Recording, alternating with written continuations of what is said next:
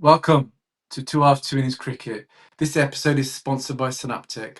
So if you want to look at elevating your sports vision, then please click on the link below and see how Synaptech's technology can help you in your game of sport. Boys, we've been crying out for Rohit. We've been crying out for Virat.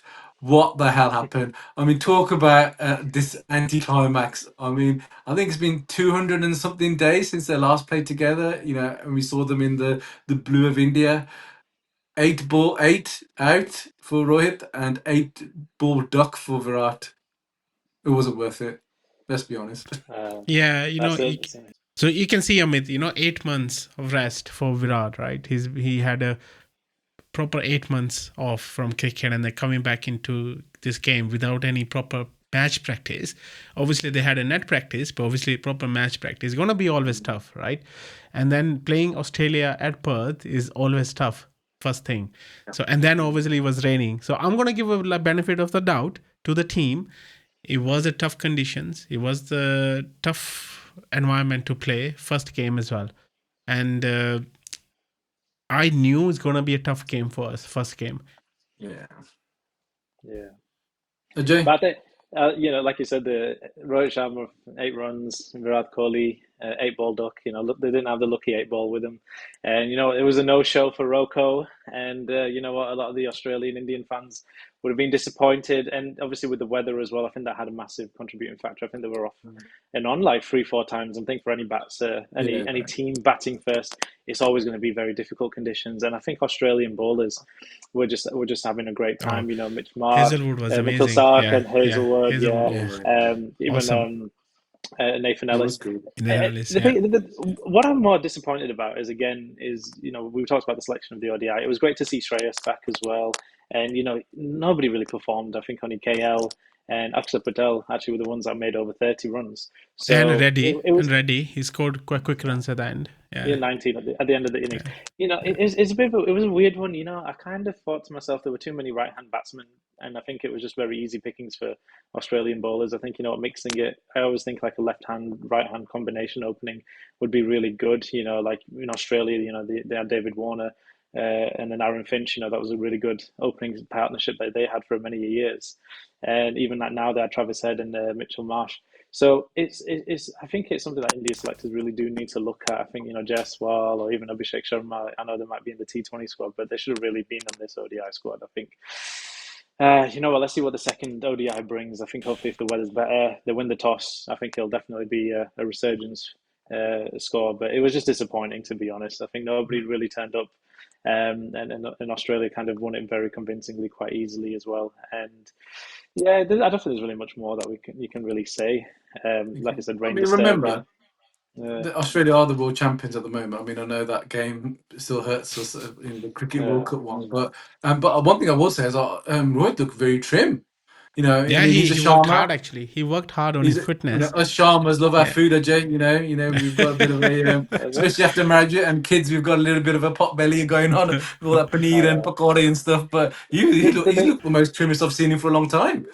He looked trim, but the thing is, he just didn't play those Padake Wale shots. And obviously, happy Diwali to our India fans everywhere as well. But yes, this is the thing. It's they've been out of form, like I said, and obviously I think there's pressure on them.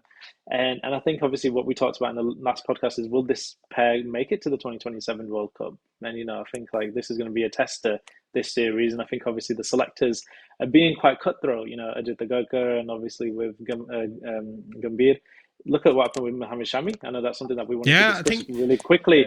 I think Shami has probably been quite disrespected, in this selection board. I think he's played really well for the Ranjit Trophy. He picked up the Man of the Match award, got 7 wickets, I think, in the test play, in the match that he just played. He's a great bowler. I was looking at the CWC 2023 highlights, and when he took that 7 wickets against England, he played. Remember, Bumrah was not in the Champions Trophy, was he? No, Bumrah was in the Champions Trophy. But Cricket World Cup. Shami was amazing. Shami was absolutely fantastic. Yeah. That's only 2 years ago. Yes. I mean, the Bunda's not dropped off that much. He's still taking wickets. I'm so surprised that he's been overlooked. And he put up a statement on Instagram saying, you know what? If they've got a problem with my fitness, look at me. I can play for 4 days. What's 50 overs for me? I can bowl 10 overs. And that's a fantastic. He's an asset. He should be on that Yeah. seam sheet in ODI, 100%. Yeah, Better than especially Harshit in Rana. South Sorry, Africa, Harshit Rana. I'm Yeah. sorry, but he we tops Harshit Rana any day. But we talked, me and Amit talked about Ajay, when you missed the last podcast. We talked about having Harshit Rana in the team. We were talking about, obviously it's not his fault that he's been selected, but I think the best way to answer was to perform, and he didn't perform. And I would say, okay, now he's been selected in this tour. Let him play the 3 games and then we judge him Yeah. after the 3 games, rather than just one-off game. But because this game was again very tricky because of the rain disturbances, and then they kept changing the overs, and then you only had 25 overs game, and then you knew you had to play different because if you have 50 overs, you play differently from the start. Then you have True. 35 overs, you play differently. And then you only given 25 overs. It's really difficult. This is why the winning the toss for Australia and fielding first was the key in this game, because they have to play second and they knew the score, they knew the overs. So yeah, I think it was, let's not get too carried away from this defeat. Let's see how well we play the next game and the game after. I think that this game, again, Shubman's first game as captain as well, one day international. I think it's a tough game for him as well. He's learning on the job as well. So I think we should give them Also, some it's time. quite. I think we saw it when that transition phase, I think, can be quite difficult. I mean, obviously, Yes. we don't know Yeah. kind of how, you got to remember, like, Virat and Rohit are very strong personalities. I know, obviously, I understand that Virat obviously gave up the captaincy a long time ago, but he is him and Rohit are very similar ages. So there's that, I suppose, that bit more mutual respect. I'm not saying they're not going to respect Shubman at all, but for someone so young, it might be difficult to have them in the team and just kind of be themselves. It's just kind of maybe like imposter syndrome, maybe. So I don't know if you remember, we went to. Yeah. I remember we went to. I think it's a ODI game when England, many years ago, when Kohli first became ODI captain at Nottingham, and Dhoni was still part of the team. And literally, all we kept seeing was Virat turning to Dhoni, and Dhoni was basically placing the fielders in the team. And we had a chuckle about that. I don't know if you remember that game. It was when Anushka was at that game. Yes, I remember that Most, game. the what I'm trying to make is, though, in a roundabout way, is that it said, it's you're talking about two Indian greats. I mean, and I know that phrase is thrown around quite easy, but generally these two are probably, definitely in the white ball cricket arena, are kind of legends for India and across the world. So, is there any imposter syndrome? You don't know. I mean, again, sometimes you can read too much. At the end of the day, we've lost a game. Embarrassing. It's a bit of a battering. But Australia were brilliant. They show their credentials as the champions. But I just want to pick up on your comments about Shami, actually, because he denies that there's an issue. He said, Shami's got my phone. He can pick up the phone to me. There's genuine concerns about his fitness. That's why he wasn't picked for the test matches and also here. But if he keeps showing the same form over the next few months, then there's no reason why he shouldn't be included in the next next series, whoever India are going to be playing next. These are the things which shouldn't be in the media like this, in my view. If there is a thing in there, they should just talk to each other. Again, for any cricketer to not to be selected, again, they should give the reason why he's not been selected. They're given the reason that they think he's no match fit. But again, they should have a pool of 20 players, 30 players, and then select the team from that. So at least there is a clarity that this is the pool. And then selectors should call the other players who not been selected to say why, the reason behind it. So they talk one-to-one. They don't need to come out on social media and say, these kind of things they said. But again, I'm not the selector. I'm not the player. But you're for true, me, though, Rohit, because Shami should have been there. Shami should have been there for me. But But as you said, Rohit, one of the key elements of being a good leadership is, amongst other things, is communication. So what 100%. we've seen recently now, there's another is this issue about maybe poor communication from team English coaching staff or the selection panel towards the players. So this is a recent example about this. And again, maybe if they nipped the selection of Harshit Rana in the bud, it wouldn't have got the unnecessary media pressure that he has been. So anyway, whenever India had a new kit sponsor or a shirt sponsor, we always seem to lose, and Australia they've got a new sponsor. First They've one. always, I mean, again, this might be me just reading too much into it and blaming the kit sponsorship rather than Australia's dominant performance. But India have got a new sponsor now with the polo tires. I think that's replaces him. Yeah. It looks like a very bad kit, and I think the positioning of where India is as well, it's like right on the belly as well. It's like not even like a very good looking kit either. I think we're trying to edit it and put it up a bit. But like you said, I think with the selectors, and going back to Shami, but the thing is, India's bowling attack is kind of a bit weak. You know, if you kind of go past Bumrah, Siraj, they're not really kind of hardened veteran bowlers that we have. You know, Arshdeep is still quite young, Prashid Krishna's young.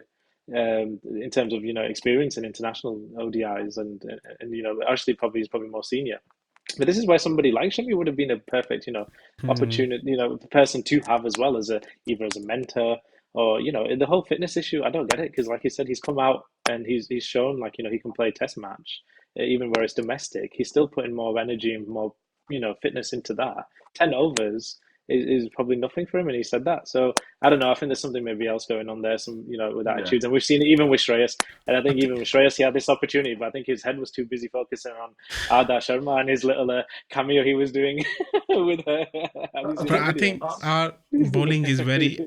I think our peak period was when Shami, Bumrah, Bhuvneshwar, and Nishant were playing together, and Umesh as well. That was a peak bowling, fast bowling period.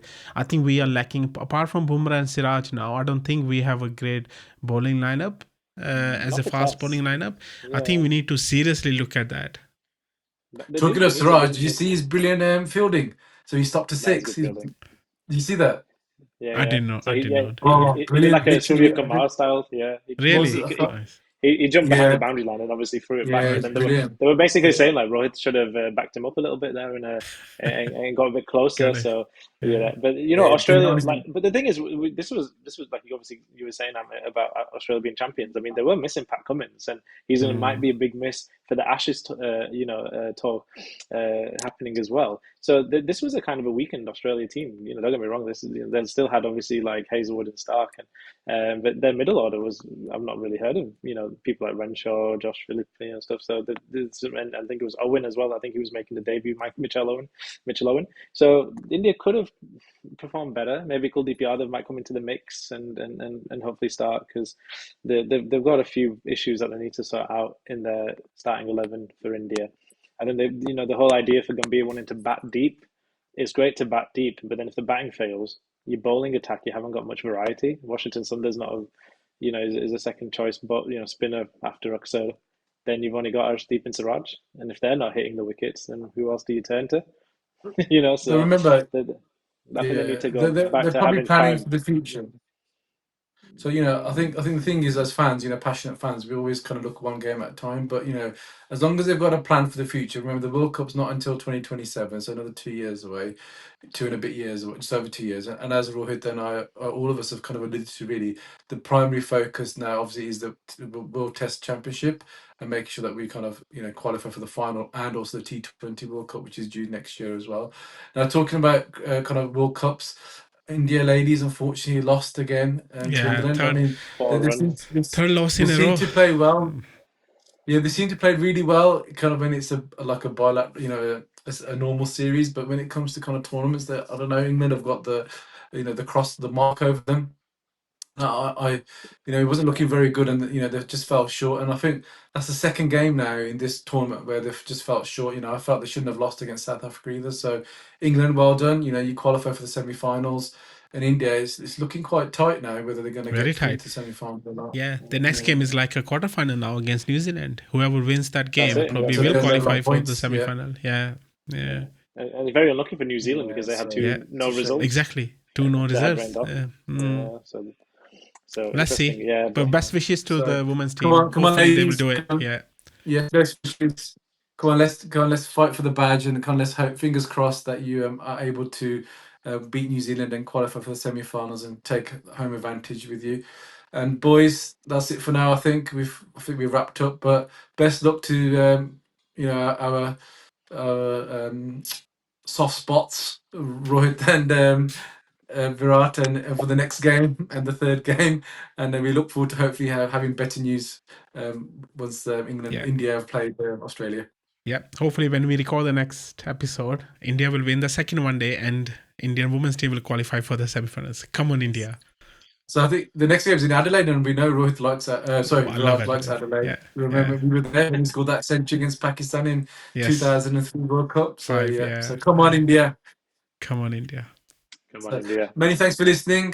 Please do like, subscribe, and leave your comments below. And we look forward to catching up with you next time. Until then, take care. And happy Diwali to all our Indian fans out there. And I hope it's a safe one.